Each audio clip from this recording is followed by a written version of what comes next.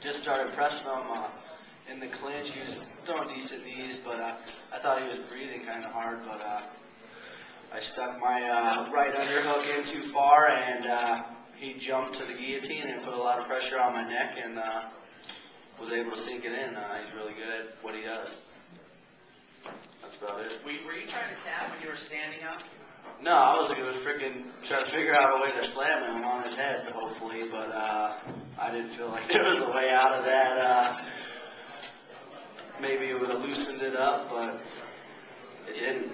It almost looked to me like you were definitely stronger in striking, and then obviously he was stronger in that clinch for sure, right? I didn't think he was strong in the clinch. I thought his striking was good. He threw a lot of kicks. He worked. He was throwing hands. He wasn't shying away from stand up for sure. But in the clinch, I felt good. That's why I was in there. If I didn't feel so comfortable there, maybe he wouldn't have got that guillotine. You guys have questions for Robbie?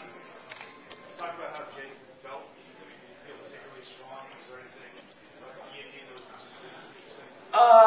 Man, that guillotine was really tight. As soon as he cinched it, it was tight. I was early in the round. I just thought after I defended that first takedown, as far as the wrestling went and strength, when we were pummeling, I felt good there, but I felt stronger. But once he shoved that guillotine on, enough said.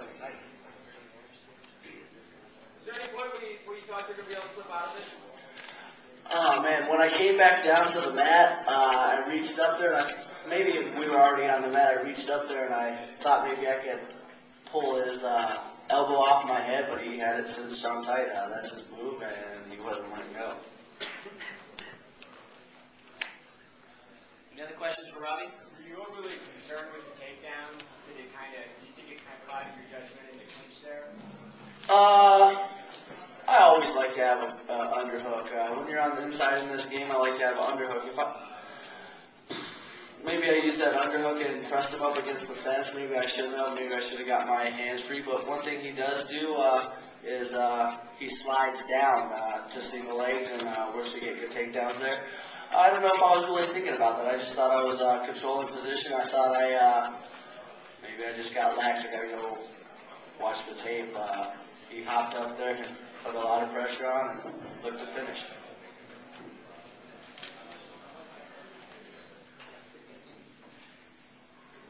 Nick, can you give us some reaction to your fight from the microphone now? Yeah, just had some fighting, it's pretty much how I saw it going, I know that guy lives really close to me where I live, so I know what he does, I know who he trains with, and I know I work a lot harder than him, and I feel bad being so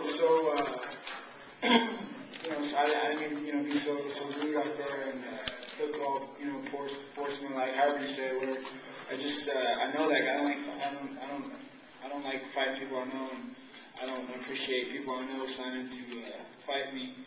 So, In the time we've spent with you, I think you were less verbal about Scott in the lead up to the fight. Does that have to do with the fact you know him, you have respect, I'm sure, for all fighters, but you have more respect for Scott maybe before coming into this fight? Usually there's a little bit more talk, Well, I don't like to talk shit, until I get out there, and then I just, I don't know, I didn't really have anything to say about him. I never said anything about his two kids. I was really been out of shape about that, like Morrow, he would say, like, I knew they were going to make me the evil villain in this one, and he said, oh, I know he mentioned your two boys, and I'm going like, what the hell, I didn't say anything about, all I said was, I know that, they're going to make me the evil villain here, he brings his kids into the ring, looks like a happy family guy, and they're going to make me the bad guy, and all that stuff. You got any questions for Nick? Hey Nick, did you have enough time to train for this fight, between the fights? Training didn't go as good as it always does for this fight.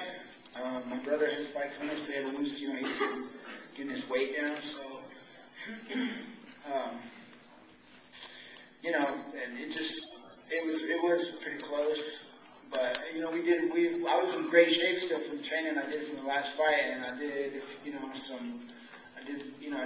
plenty of road work, and so there's just no way I wasn't going to be in excellent shape regardless. So I didn't worry about it. I think it might have worked to my advantage.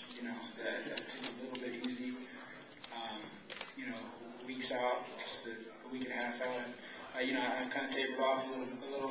And I think I actually kind of maybe more so benefited me in doing that. So it's all right.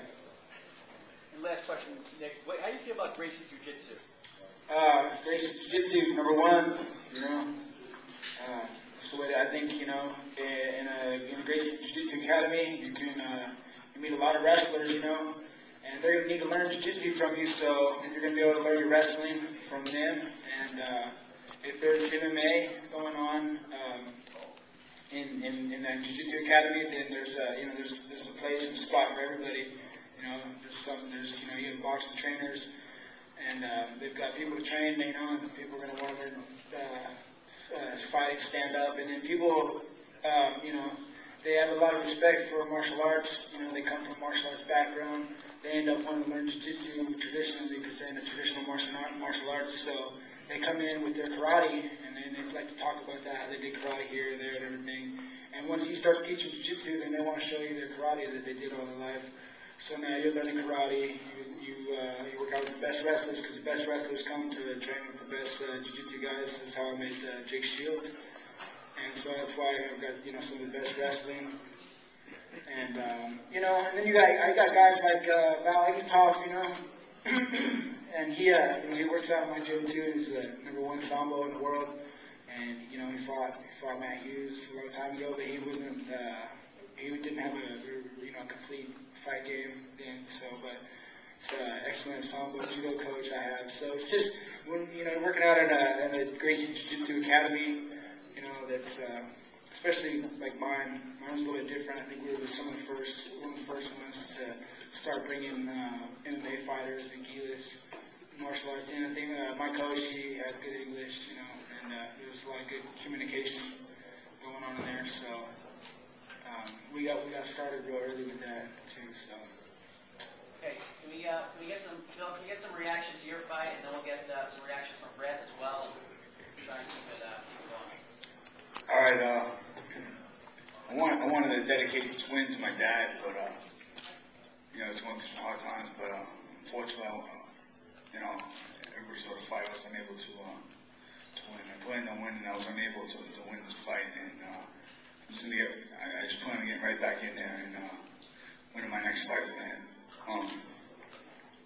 First, I thank God, my Lord and Savior Jesus Christ. I gotta thank my wife for the support she gave me. Let me go train, not bothering me, working 2 jobs right now because, I fought for a while. I wasn't really making good money in those other fights, so she was working two jobs and helped support me. I gotta thank my coaches and my family and my friends, as well as my sponsors and MMA agents. Sports Performance Institute of Las Vegas to help me stay healthy for this fight. Extreme Couture and International MMA. So, okay, I'm open for questions now. I'll do my thank yous. Any questions? Is there questions for Phil? Phil, what was your game plan? You seem to want to take him down, and usually you stand up. I don't know. I didn't really think I wanted to take him down. Did I take him down? I don't think that was my game plan. I think my game plan was to keep him on my feet and out punch him. If I was trying to take him down and I didn't, I guess that's why I'm here sitting in the loser's chair. That wasn't the game plan. I don't really remember doing that. The game plan was he was talking some shit about my chin, and I wanted to show him, what are you talking about?